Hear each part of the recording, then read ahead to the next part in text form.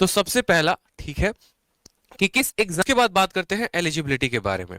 क्योंकि भैया सीबीआई है तो क्या इसकी कुछ एलिजिबिलिटी है? तो बिल्कुल है। गर्ल्स भी एलिजिबल है इस पोस्ट के लिए, बॉयज भी एलिजिबल है। लेकिन दोस्तों, यहां पर जो फिजिकली हैंडीकैप्ड है, पीडब्ल्यूडी कैंडिडेट, वो एलिजिबल नहीं हो पाएंगे। मतलब जो थोड़े से दुरुस्त हैं, हाथ पैर सही है, और जिनकी हाइट जो है मेन की 165 सेंटीमीटर और महिलाओं की 150 सेंटीमीटर, इतनी अगर हाइट है तो आप इस पोस्ट के लिए एलिजिबल हो सकते हैं। इसके अलावा आपके एज में भी रिलैक्सेशन दिया जाता है और हाइट में भी। जैसे गुरखा बटालियन हो जाता है, उनकी थोड़ी हाइट कम होती है, तो वहां पर उनको कुछ सेंटीमीटर्स का रिलैक्सेशन भी मिलता है। चेस्ट का भी एक्सपेंशन का होता है, आप पूरा डिटेल पढ़ेंगे तो आपको मिल जाएगा।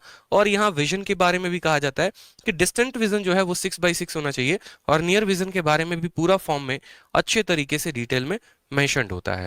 वीडियो को जो है लाइक कर दो और चैनल को सब्सक्राइब भी कर दो। बात करते हैं वर्क के प्रोफाइल के बारे में। तो जैसे पहला काम आपने सुना होगा, इन्वेस्टिगेशन।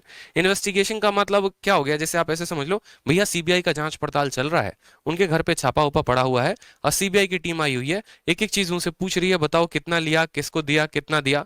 ठीक है, ये चीज ध्यान रखो। दूसरी बात, बहुत बार ऐसा होता है कि सीबीआई की जरूरत क्रिमिनल्स को भी पकड़ने में होती है। एग्जाम्पल के तौर पे, जैसे मानो विजय माल्या भाग रहे हैं या कोई क्रिमिनल भाग रहा है देश छोड़ के, उस केस में सीधा का सीधा सीबीआई को ऑर्डर दिया जाता है कि आप उनको पकड़ें, आप उनका थोड़ा मान सम्मान ध्यान रखें। ठीक है, ससुराल में उनको लेके आए। तीसरा हो गया रेड मारना। रेड मारने में भी सीबीआई बहुत ज्यादा आगे रहती है, इस बात को ध्यान रखो, यही इनकी फील्ड ड्यूटी होती है रेड्स में। आपको रेड्स के बारे में जो है डिटेल जानकारी मैं फिर कभी और किसी दिन दूंगा। इंटरोगेशन भी पता है आपको। इंटरोगेशन कैसे होता है ये समझ लो। जैसे मानो कि आपको ऐसे समझ लो कि मैं सीबीआई का ऑफिसर हूँ और मुझे पता चला कि राजस्थान में कोई पर्टिकुलर कहीं पर बहुत बड़ी डकैती हो गई है, उसमें वहां की राज्य सरकार की जो पुलिसें हैं वो उस केस को पर्टिकुलर तरीके से सॉल्व नहीं कर पा रही। फिर वहां पर मुझे भेजा जाता है कि आप सरकार की तरफ से, भारत सरकार की तरफ से गए हैं, आप वहां जाकर लोगों से इंटरोगेट करिए और पता करिए वहां पर कि राज्य की धरोहर को किसने चुराया है। तो वहां पर जाके मैं उल्टा उस पुलिस ऑफिसर से भी इंटरोगेट कर सकता हूं जो उस थाने का एसआई है। मतलब एक राज्य में, एक थाने में जो एसआई है और मैं सीबीआई का एसआई हूं, तो मेरी पावर उससे लाख गुना ज्यादा होगी। ठीक है, मैं जाऊंगा तो मुझे बैठने के लिए चेयर मिलेगा और क्या क्या उनको करना पड़ सकता है ये आप समझ ही सकते हो अगर आप। ठीक है, तो ये सभी चीजें चल रही होती हैं। उसके अलावा अगर हम बात करें ट्रेनिंग के बारे में, तो देखो ये सबसे इंपॉर्टेंट है।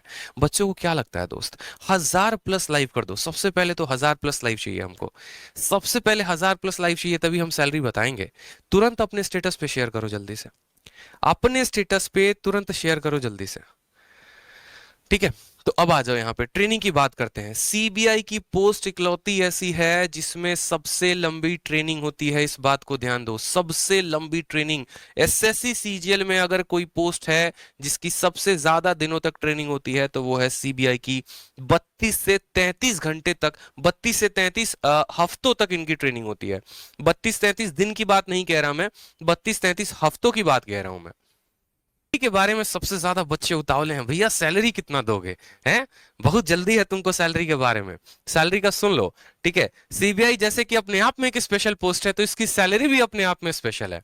सैलरी कैसे अपने आप में स्पेशल है पता है?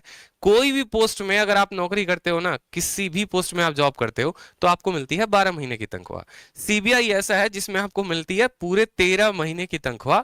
दोबारा से सुन लो, 72,000 रुपए से ऊपर की तनख्वाह होती है हर महीने। ठीक है, और इसमें आपको 13 महीने की तनख्वाह मिलती है। क्यों? क्योंकि बहुत बार ऐसा होता है जहां पर आपको सैटरडे या संडे को भी बुला लिया जाता है ड्यूटी पे। आइए सर, थोड़ा सा सेवा प्रदान करिए, ये जो फाइल है अभी भी जो है ओपन है, इस केस को जल्दी से जल्दी क्लोज करना है। तो सैटरडे संडे को भी आपको काम करना पड़ सकता है। इसके अलावा इसमें रिस्क फैक्टर भी बहुत ज्यादा है।